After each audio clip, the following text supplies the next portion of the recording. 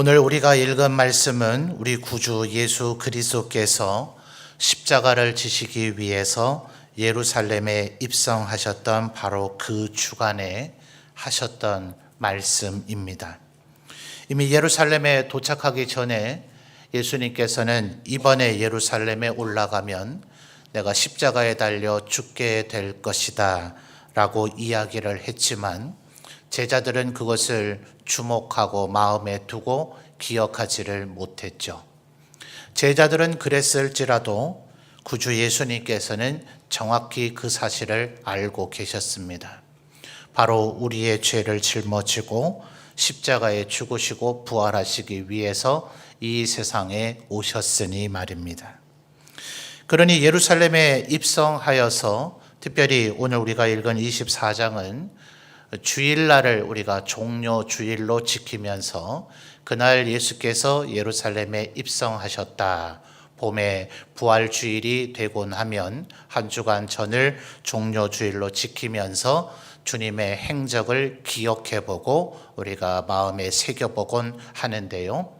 주일날 예수님께서 예루살렘에 입성하셨다면 그로부터 이틀 후, 소위 이날 월요일날 성전을 정화시키셨기 때문에 많은 유대의 제사장들 또 바리새인 사두개인들이 당신이 무슨 권한으로 그렇게 했느냐라는 질문으로부터 촉발된 수많은 논쟁과 질문에 대한 응답을 하시는 날, 그래서 화요일을 흔히 논쟁의 날이라 신학자들이 그렇게 부릅니다. 바로 그 화요일에 이야기되어졌던 말씀이고 목요일 밤에 주님께서는 끝내 대제사장의 군병들에게 붙잡히셔서 금요일 날 십자가에 달려 돌아가시니 죽음에 이르시기 약 3일 전에 하셨던 말씀이라 말입니다. 다른 사람들은 몰랐겠지만 기억을 하지 않았겠지만 그런 일정을 정확히 알고 계셨던 주님께서는 이날 주로 어떤 이야기들을 하셨겠습니까? 말하자면 유언과 같은 그런 말씀들을 이 한 주간 쏟아내셨죠. 그래서 복음서를 잘 보시면 28장, 21장, 22장, 16장 이렇게 분량들은 차이가 나지만 예수님의 탄생으로부터 승천까지 약 33년여간의 것을 균등하게 기록하고 있는 게 아닙니다. 유년 시절은 극히 일부가 마태복음과 누가복음에 기록되어 있을 뿐이고 나머지 복음서는 주로 3년의 공생애에 집중이 되어져 있는데 이 3년 또한 균등하게 3년의 일들을 36개월 이렇게 세분해서 기록한 것이 아니라 거의 복음서의 절반에서 3분의 1가량은 마지막 한 주간의 행적에 집중되어져 있습니다. 그러니 이 마지막 한 주간 주님께서는 얼마나 중요한 얘기를 말씀하셨는가. 복음서를 기록한 4명의 저자들이 그 예수님의 행적을 기록할 때에 바로 이 주간에 하셨던 말씀들이 너무나 중요한 말씀들이기 때문에 이것을 상세하게 기록하고 있으므로 마지막 한 주간의 주님의 말씀과 행하심이 복음서 기록의 3분의 1에서 절반가량을 차지할 정도였다. 바로 그 말씀 중에 오늘 우리가 읽은 말씀이 있습니다. 예수님께서 하셨던 말씀 모두 다가 무엇 하나 중요하지 않은 것이 있겠습니까? 많은 특별히 이 마지막 한 주간에 하신 말씀은 정말 우리의 마음에 끊임없이 묵상하고 우리의 마음에 새겨야 될 말씀이다 하는 거죠. 그래서 오늘 우리가 읽은 말씀을 보면 42절에 몇 가지 읽은 구절 속에서 몇 가지 명제들을 찾을 수 있죠. 42절에 뭐가 나옵니까? 그러므로 뭐하라 하셔요? 깨어 있으라. 자, 이 말은 24시간을 잠자지 말라는 얘기는 아닙니다. 그러나 언제나 의식을 갖고 살아야 되겠죠. 예수님께서는 바로 성전에 올라갔을 때 그 성전을 깨끗하게 하시면서 바로 내가 성전된 존재다라는 것을 이야기하셔요. 너희가 이 성전을 헐어라. 이 헤롯 대왕이 그 당시에 이스라엘 사람들의 민심을 얻기 위해서 이 성전을 대대적으로 증축해서 아주 새로 짓다시피 한 것이 무려 46년가량 걸렸다. 복음서의 표현에서도 나오지 않습니까? 그렇게 오래 걸려서 온갖 정성을 기울였던 그 성전을 향해서 주님 말씀하실 때 너희가 이 성전을 헐라 내가 3일 만에 다시 지을 것이다 하신 그 말씀은 건물인 성전을 얘기하는 것이 아니라 바로 우리를 위하여 죽으셨다가 3일 만에 부활하실 자기 자신을 이야기하신 것이었다. 복음서의 저자들이 그렇게 말해주죠. 그런데 이 성전을 정화하면서 당신 무슨 자격으로 무슨 권리로 이런 일을 했느냐 할 때에 주님은 그 얘기를 하실 정도로 머릿속에 온통 생각이 그것으로 가득 차 있더라 하는 거예요. 요한복음에서도 마찬가지죠. 소위 첫 번째 기적이라 얘기하는 가나의 혼인잔치. 포도주가 떨어졌어요. 결혼 잔치에서는 흔히 있을 법한 일입니다. 주님은 분명히 내 때가 아직 되지 않았다 말씀하셔서 마치 안 만들어 주실 것처럼 말씀하시고서는 포도주를 만들어 주십니다. 우리는 주님의 마음을 온전히 이해할 수는 없겠지만 주님은 그때도 뭘 생각하신 겁니까? 포도주의 그 핏빛 색깔을 통해서 내가 피를 흘릴 때가 아직 되지 않았다는 것을 은연중에 말씀하셨다고 보는 신학자들이 많이 있습니다. 주님은 유년 시절을 보낼 때에도 또 요단강으로 나오셔서 세례를 받으실 때에도 3년 동안 수많은 사람들과 수많은 대화를 하는 속에도 주님의 생각은 온통 세상 죄를 짊어지고 가는 하나님의 어린 양이라는 본인이 이 땅에 무엇을 위해서 왔는지 그 사역에 대한 의식으로 가득 차 있었던 겁니다. 주님이 주무시지 않으셨던 것 아닙니다. 갈릴리 바다를 건너갈 때에 풍랑으로 인해서 배에 물이 가득 차고 배가 침몰할 정도의 위험에 빠졌을 때에도 주님은 주무시고 계심으로 제자들이 선생님 우리가 죽게 된 것을 돌보지 않으십니까? 라고 주님을 깨울 정도였더라 하는 거예요. 그러니 이 42절에 깨어있으라 하는 이 말은 24시간 365일 잠을 자지 말라는 것이 아니라 우리의 의식이 단 한순간도 때로는 여러분이 전도에 임원을 하든 혹은 때로는 그렇지 않은 해가 있을지라도 또 구역장이나 권찰이나 또 우리가 교회에 여러 가지 직분을 임명을 받았다가도 또 때로는 그 일을 하지 않을 때가 있다 하더라도 실체적으로 내가 일을 하느냐 안 하느냐의 문제가 아닌 내 머리의 의식, 내 머리의 생각, 나의 삶의 이유와 삶의 철학이 내가 무엇을 위해서 살아야 되는가. 바울사도 갈라디아서에서 뭐라고 얘기합니까? 내가 그리스도와 함께 십자가에 어떻게 됐어요? 못 박혔으니 이제는 내가 나를 위해 사는 것 아니라 나를 위해 죽으시고 다시 사신 그리스도를 위해서 사는 것이다. 오직 그것으로 사로잡혀 있었기 때문에 바울 사도도 안디옥으로 돌아와서 선교 보고를 하고 잠시 휴식하는 기간이 왜 없었겠어요?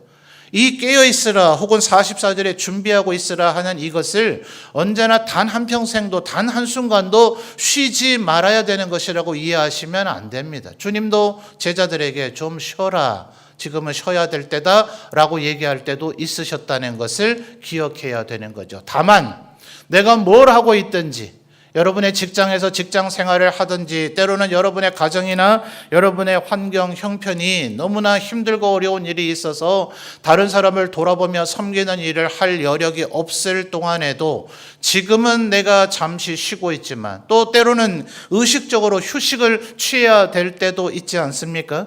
흔히 하는 말처럼 개구리가 멀리 뛰기 위해서는 한번 다리를 오므러뜨리고 움츠려서 멀리 뛸 도약의 동작을 취할 때가 필요하지 않아요? 그러나 그 어떤 순간이라도 쉬고 있던 준비를 하고 있던 내일을 위한 대충전을 하고 있던 어떠한 상황에더라도 우리의 머리는 깨어 있어야 되는 것이다.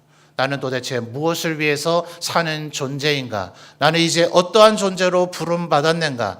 더 이상 죽음의 영역에 있지 아니하고 삶과 생명의 영역에 있고, 더 이상 죄악의 법 아래 있지 아니하고 생명의 성령의 법 아래 있고, 더 이상 육체의 소욕을 따라 살지 아니하고 성령의 소욕을 따라 성령의 열매 맺기를 날마다 꿈꾸며 힘쓰는 존재로 내가 지금 살아가고 있음을 머릿속에 늘 인식하는 것, 그것이 바로 42절에 얘기하는 깨어있는 자의 태도와 삶의 자세라 할 것입니다.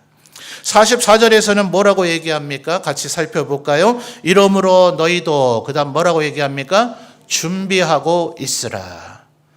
여러분, 저는 이 준비라고 하는 단어, 한때 요즘은 청소년들에게 다른 단체들이 많아서 명맥을 유지하고 있는가는 모르겠습니다. 몇 년 전에 아마 잼버리 대회가 우리나라에 열린 것을 보니 여전히 있기는 있는 것 같아요. 보이스카우트, 걸스카웃이라고 하는 그런 청소년 단체가 있죠. 그 단체의 로고의 제일 밑부분에 준비라고 하는 단어가 되어져 있습니다. 저는 이 준비라고 하는 단어를 생각할 때마다 사사기에 나타난 첫 번째 사사인 이 운니엘이 생각이 납니다. 이 사람 오른손이 없었던 사람이죠. 단순히 왼손잡이가 아니라 이 오른손이 완전히 마비되거나 혹은 절단이 되어져 버렸기 때문에 왼손밖에 쓸 수 없었던 사람. 그래서 모압 왕에게 조공을 갖다 바치는 일이나 하라는 그 역할을 맡게 되었습니다. 그러니까 오른손이 쓰지를 못하니 이 사람 어떻게 했을까요? 성경을 보니 모압 왕이 굉장히 비둔해서 몸에 아마 지방기가 많았던 사람인 것 같은데, 그저 한 규빗 정도, 한 규빗이니까 30에서 45cm 정도 되는 칼이지 않습니까? 이 칼을 오른손을 사용하지 못하니 왼손으로 사용해야 되겠죠. 그러니까 이 왼손잡이라고 하는 표현이 태어날 때부터 오른손이 마비되어 있거나 제 기능을 못했던 것인지, 아니면 성장 과정에서 불의의 사고를 통해서 오른손이 절단되었거나 못 쓰게 된 것인지, 어느 쪽이든 간에 왼손으로서 능수능란하게 움직인다는 것은 결코 쉽지 않았을 거예요. 그런데 유대인이 왔을 때 모압 왕에게 아무리 조공을 바치러 왔다 하더라도 몸 수색을 하지 않았겠어요? 그러니까 이 왼손밖에 쓸 수 없었던 이 사사는 그 칼을 오른쪽 허벅지 안쪽에다가 감춥니다. 그리고 나서 한쪽 무릎을 꿇는 자세로 왕에게 뭔가 말을 하려고 할 때에 왼손으로 오른쪽 허벅지 안쪽에 감추어 있는 그 긴 칼을 꺼냅니다. 그리고 그 칼을 힘을 다해서 내뻗었을 때 이 칼이 온몸을 관통을 해서 칼의 끝부분이 등 뒤로 나왔다 그랬습니다. 정말 끔찍한 얘기죠. 근데 저는 그 얘기를 살펴볼 때마다 여러분, 이게 결코 쉬운 일이 아닙니다. 관심이 있어서 그런 거를 한번 이렇게 다뤄본 분은 알아요. 잘못하면 이 손목이 다칩니다. 손목이 삐든지 부러집니다. 그리고 찔러봐야 그저 5cm, 10cm 이상 들어가지 않습니다. 도대체 이 오른손에 도움이 없이, 그래서 실제로 그렇게 만들려면 두 손을 잡아서 이 칼의 끝부분까지 날이 있질 않거든요. 이쪽에 손잡이가 있어도 일정 부분은 손으로 잡을 수 있는 날이 없는 부분이 있습니다. 그래서 실제로는 두 손으로 잡아서 찔러야 그렇게 깊숙이 박을 수 있는 동작인데, 이 손에 도움이 없이, 이 손이 없이 한 손으로 이렇게 찔러서 사람의 몸을 완전히 관통시켰다 하는 이것은, 이 사사가 그 순간이 될 때까지, 모압인에 의해서 이스라엘이 지배당하는 그동안 그 일을 할 때까지 얼마나 많은 연습을 했겠는가. 여러분 어떻게 아십니까? 여러분 혹시 반사로서 주일학교 아이들을 가르칠 때 아이들을 어떻게 하면 아이들의 관심을 집중시켜서 아이들에게 말씀을 잘 전해보려고 혹시 집에서 연습을 해보곤 하십니까? 찬양대나 우리 비파와 수금 또 이 관현악단 악기 연주자들, 아마 우리 오늘 색소폰 연주자들 보셨지만 이분들의 연주가 어떻게 성장해 왔는지 우리 성도님들 다 보셨잖아요. 아마 이 시간에만 연습하지 않으실 겁니다. 아마 동네에서 조금 원성 들으실 정도로 연습하지는 않으시는가? 가족분들이 좀 힘들어할 정도로 연습들을 하지는 않으시는가? 세계적인 피아니스트가 있었다 그러죠. 그 사람이 하루 연습을 하지 않으면 본인이 알고, 이틀 연습하지 않으면 가족 모두 다가 알고, 3일을 연속으로 연습하지 않으면 전 세계가 안다. 이런 유명한 말이 있습니다. 이건 연습하지 않으면 되지 않는 일이죠. 여러분, 설교자들은 어떨까요? 저는 많은 연설의 동영상들을 보곤 했습니다. 초창기, 전도사 시절, 그리고 전도사 되기 청년 시절에 집에서 그저 이렇게 한국어로 또렷한 이 설교문을 말하는 게 아닙니다. 주위에 사람이 봤다면 저거 지금 방언을 아니요, 방언은 아닙니다. 저는 방언을 못합니다. 입에서 그냥 나오는 대로 말도 안 되는 그 언어도 아닌 그것을 막 중얼중얼 말하듯이 거울을 보면서 제스처를 사용해 가면서 그렇게 연습하던 시절이 저에게도 있었습니다.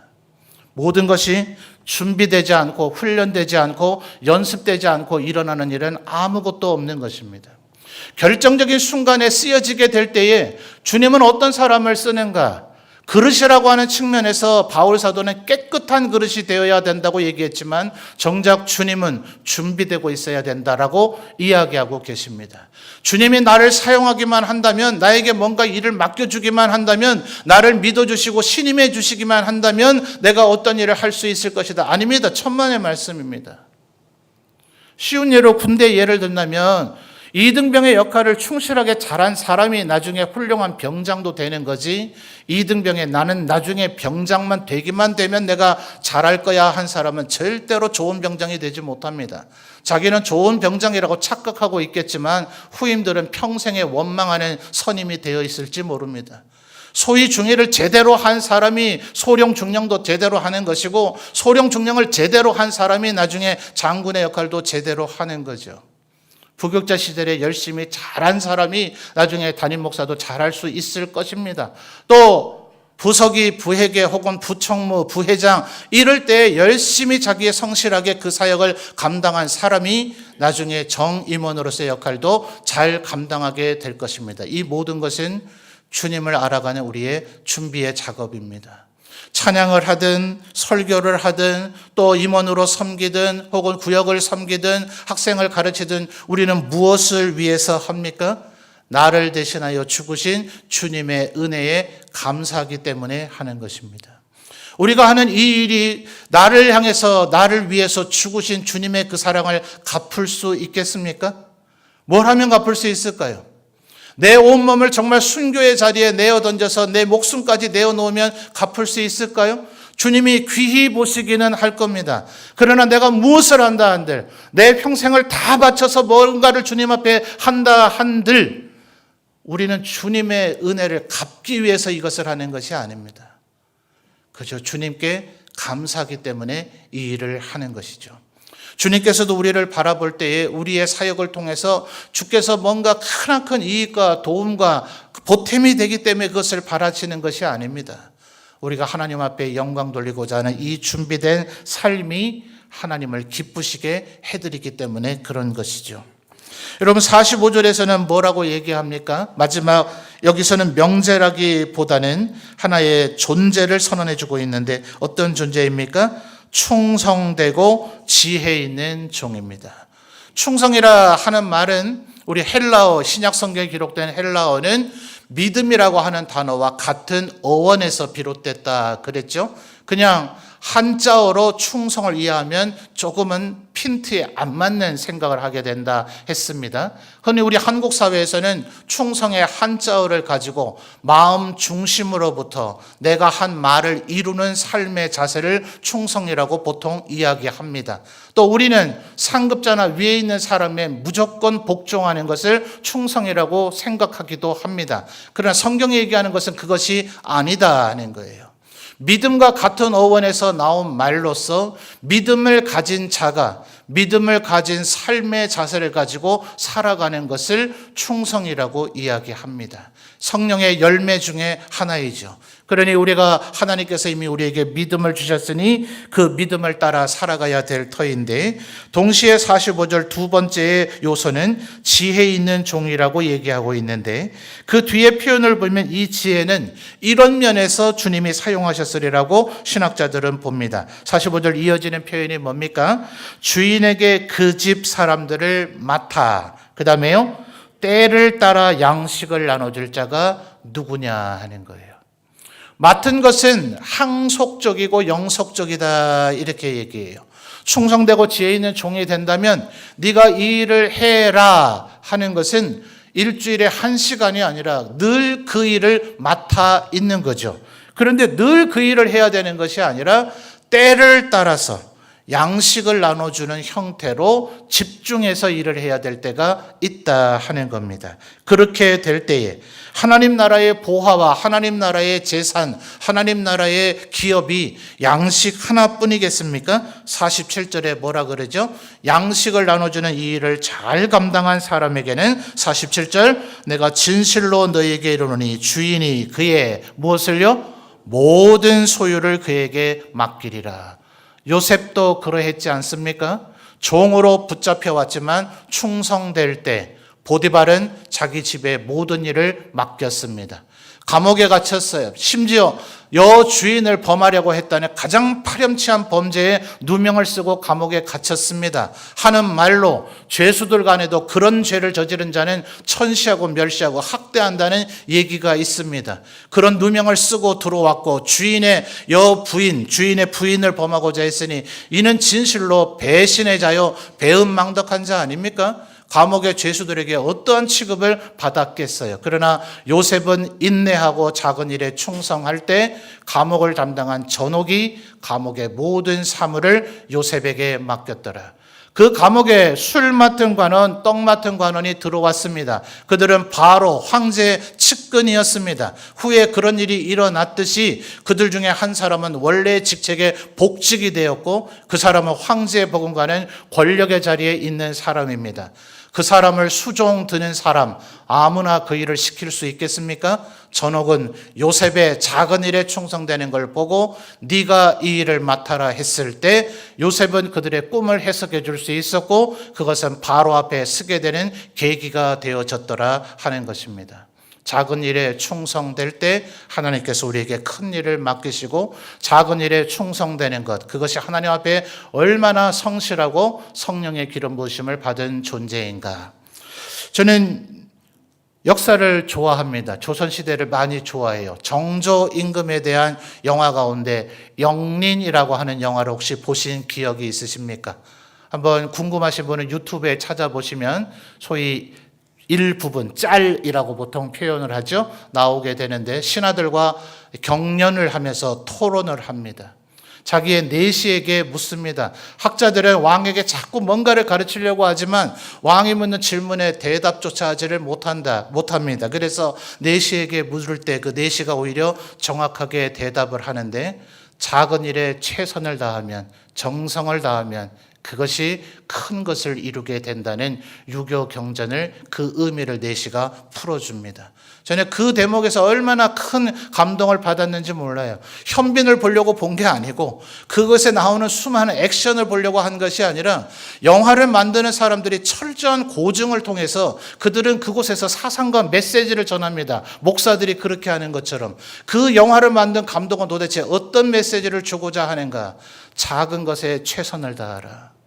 사도세자의 아들로 지지 기반이 없이 자기 아버지를 죽인 신하들과 함께 정치를 해가야 되는 정조 어떻게 했어야 되겠습니까?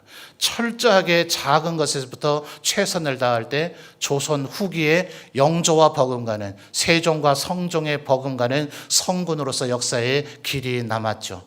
예를 드릴 것이 너무나 많아요. 작은 것에 충성하라. 그 자를 하나님께서 들어 사용하실 것이다. 오늘 새롭게 임원으로 선출되신 우리 모든 성도들, 또 과거에 임원으로 섬기셨던 성도들, 또 앞으로 언젠가는 바톤을 이어받아 또 임원으로 섬기실 우리 모든 성도들이 깨어 있으라, 준비하고 있으라, 또 충성되고 지혜로운 종이 되라. 주님 마지막 십자가에 달리시기 3일 전 유언으로 말씀하셨던 이 말씀을 마음에 새기고 살아감으로 언젠가 주님 앞에 서게 되는 날 착하고 충성된 종이라 칭찬받는 우리 모든 성도들이 되시기를 주님의 이름으로 축원합니다.